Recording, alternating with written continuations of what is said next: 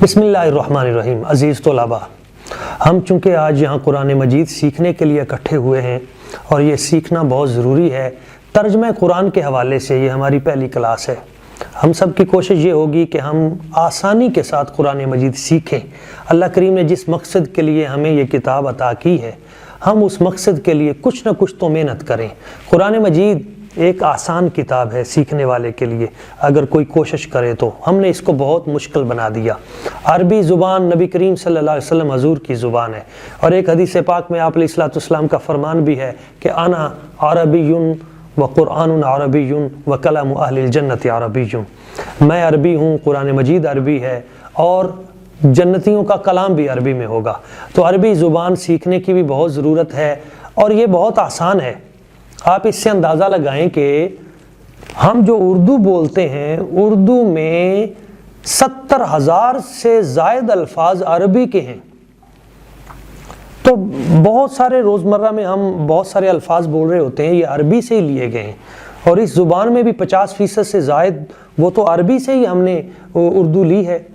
तो अगर हम थोड़ी सी कोशिश करें और कुछ वो उसूल व ज़वाबित हम बयान करेंगे आहिस्ता आहिस्ता।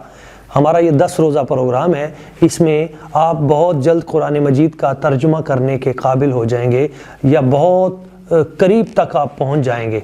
तो उसके लिए जो चंद उसूल हैं, उनमें से पहली बात जो मैं अर्ज़ करना चाहता हूँ, देखें, जिस वक्त हम अरबी में कोई चीज़ समझना चाहते हैं तो अमूमी तौर पे या तो उसके ऊपर अलिफ लाम होता है या तनवीन होती है या दीगर, उनकी वजह से हम घबरा जाते हैं कि पता नहीं इसका माना क्या है। तो पहला उसूल आप ये याद रखिए, माना सीखने के करीब आप हो जाएंगे कि इसका हकीकी माना क्या है। मिसाल के तौर पे अल किताब, तो पहला उसूल ये याद रखिए कि आपने जब उसका माना सीखना है तो एक लम्हे के लिए आप उस अलिफ लाम को हटा दें, जो शुरू में अलिफ लाम है उसको हटा दें। और दूसरी चीज़, बाद लफ्ज़ों के आखिर में तनवीन होती है। तो अजीज़ तलबा, तनवीन आप जानते हैं कि 2 ज़बर 2 ज़ेर 2 पेश, इसको तनवीन कहते हैं। तो जब आप उर्दू दान हैं और आपने कुरान मजीद का तर्जुमा सीखना है तो आप उस तनवीन को भी हटा दें, एक लम्हे के लिए उस तनवीन को हटा दें। मिसाल के तौर पे बिनतुन, बेटी को कहते हैं। तो बिनतुन जब तनवीन देखेंगे तो आप ज़रा उस तनवीन को हटाएंगे तो बिंत, तो बिंत उर्दू में भी हम बेटी के लिए इस्तेमाल करते हैं। तो बहुत आसान हो गया। जैसे अरबी में पढ़ते हैं हम वशम्स, शम्स, अलिफ लाम हटा दें तो शम्स सूरज के लिए, उर्दू में भी हम कहते हैं शम्सो कमर। और कमरुन है, कमरुन तनवीन है उसके ऊपर, तो आप उस तनवीन को हटा दें तो कमर सादा हो गया। इसी तरह वल्लैल, लैल, उसमें अलिफ लाम हटा दे तो लैल रात को कहते हैं। लैलो नहार उर्दू में हम रोज़ाना इस्तेमाल करते हैं, नहार दिन को कहते हैं। तो हम तनवीन हटा दें, या तो लफ्ज़ पे तनवीन होगी या उस पे अलिफ लाम होगा। जो अमूमी अस्मा होते हैं उनमें से अक्सर की मैं बात कर रहा हूँ, सब की बात नहीं कर रहा। तो उस अलिफ लाम को हटा दें अगर उस पे है, या तनवीन है तो उसको हटा दें, तो हम माना के करीब पहुँच जाएंगे। मसलन अल कलमु है तो अलिफ लाम हटा दिया तो कलम, या कलमुन है तो तनवीन हटा दिया तो कलम। तो पहला उसूल ये याद रखना है आज के सबक में कि हम अलिफ लाम है उस लफ्ज़ पे तो उसको हटा देंगे, और तनवीन है तो उसको हटा देंगे, और फिर उस माना को देखेंगे कि जो माना बनता है। मसलन अल हिक्मा, तो अलिफ लाम को हटा दिया तो हिकमत बन गई। और उर्दू में भी हिकमत हम इस्तेमाल करते हैं, अगरचे बहुत सारे अल्फाज ऐसे हैं कि जिनमें थोड़ा सा फ़र्क रहता है, लेकिन हम मानी के करीब पहुंच रहे हैं। हम कुल्लुहुम अरबी नहीं सीख रहे, हम कोशिश कर रहे हैं कि आम जो तलबा हैं वो अरबी सीखने के लिए कुछ ना कुछ करीब हो जाएं। तो पहला उसूल ये आपने याद रखना है कि अलिफ लाम को हटाना है और तनवीन को हटाना है। उसके बाद जो लफ्ज़ आए उसको हमने माना के करीब ले जाना है। दूसरा उसूल आपने याद रखना है, वो लफ्ज़ जिसके आखिर में आप देखें कि वाव नून है तो आप उस वाव नून को हटा दें। मिसाल के तौर पे मुस्लिमून, अब मुस्लिमून के आखिर में जो वाव नून है, जिसको जब इसको हटाएंगे तो पीछे रह जाएगा मुस्लिम। तो उर्दू में आप देखेंगे तो मुस्लिम, इस्लाम कबूल करने वाला, मुसलमान। तो मुस्लिमून, ये वाव नून अगर नहीं हटाते तो इसका माना आप समझ लें कि वाव नून होगा तो इसका मतलब है बहुत से मुसलमान। वाव नून, کافرون تو واو نون ہے تو اس کا مطلب ہے بہت سے کفار، قاتلون تو واو نون ہے تو اس کا مطلب ایسے بہت سارے، تو کثیر کے معنی میں، جمع کے معنی میں چلا جاتا ہے۔ یہ آپ اندازہ لگا لیں اس سے کہ واو نون جس اسم کے آخر میں ہوتا ہے تو وہ معنی اس کا مطلب ہوتا ہے کہ بہت سے۔ اچھا، اگر الف تا آخر میں آ جائے، الف تا، تو اس کا مطلب ہے بہت سی عورتیں۔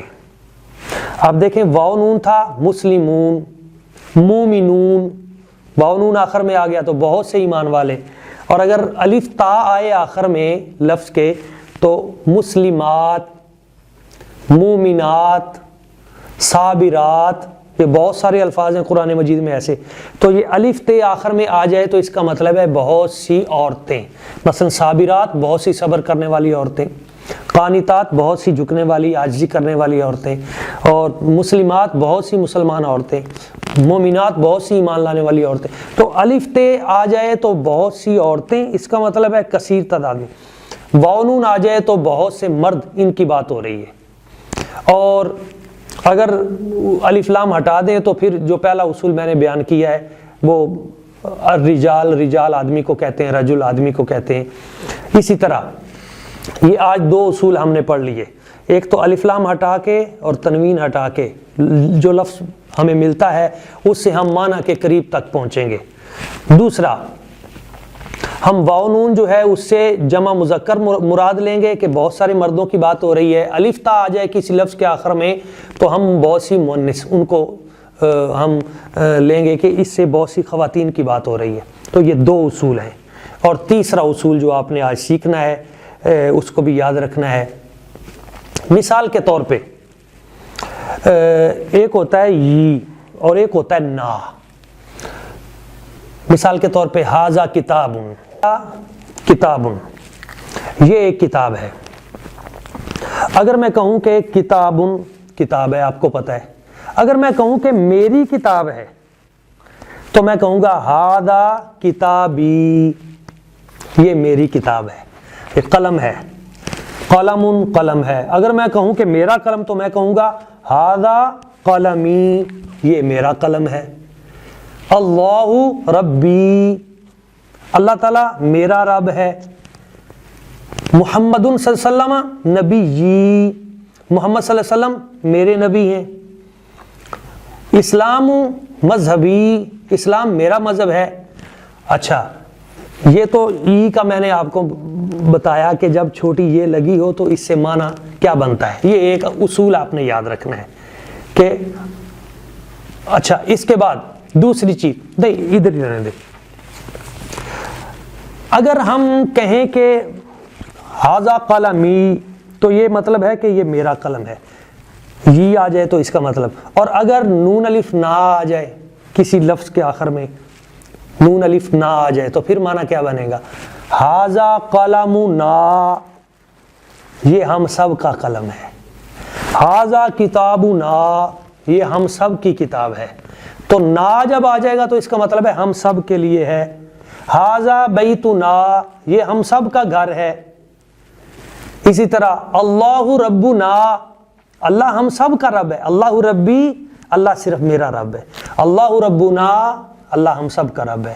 محمد صلی اللہ علیہ وسلم نبینا، رسولنا، نبی پاک صلی اللہ علیہ وسلم ہم سب کے رسول ہیں، اور نبی پاک صلی اللہ علیہ وسلم ہم سب کے نبی۔ تو آپ اس سے دیکھیں کہ ایک تو یہ لفظ آپ نے سیکھ لیا کہ قلمی میرا قلم، قلمنا ہمارا قلم۔ تو یہ تیسرا اصول آج آپ نے سیکھ لیا، پہلا الف لام اور تنوین والا، دوسرا واو نون اور الف تے والا، اور تیسرا یہ اور نا۔ یہ اگر اپنی ذات کی طرف ہے تو پھر قلمی آ جائے گا، اگر ہم سب کا ہے تو قلمنا آ جائے گا۔ تو یہ ہم نے بنیادی اصول سیکھے ہیں۔ تو عزیز طلباء، اس کو میں سمرائز کرتے ہوئے آپ تک یہ بات میں نے پہنچا دی کہ الف لام کی بات ہو رہی ہے، اور اس کے ساتھ دوسری تنوین، اس کو ہٹا کر جو لفظ بنتا ہے ہم معنی کے قریب پہنچ جاتے ہیں۔ اور دوسرا ہم نے واو نون اور الف تے کا معنی پڑھا کہ جس لفظ کے آخر میں واو نون ہو تو اس میں مرد مذکر جمع کی بات ہوتی ہے، جمع مذکر کی، اور جس کے آخر میں الف تا ہو تو اس میں جمع مؤنث کی بات ہوتی ہے، عورتوں کی، بہت ساری عورتوں کی بات ہوتی ہے عمومی طور پہ۔ اور تیسرا ہم نے یہ اور نا اس کا سمجھا کہ قلمی میرا قلم، قلمنا ہمارا قلم۔ تو یہ بنیادی طور پہ آج ہم نے سیکھا ہے۔ کل انشاءاللہ تعالیٰ اس پہ آپ سے ٹیسٹ بھی لیا جائے گا اور ہم دوبارہ اس کو رپیٹ بھی کریں گے، اور پھر آگے انشاءاللہ تعالیٰ دوسرا ہمارا سیشن ہوگا وہ اسم کے حوالے سے۔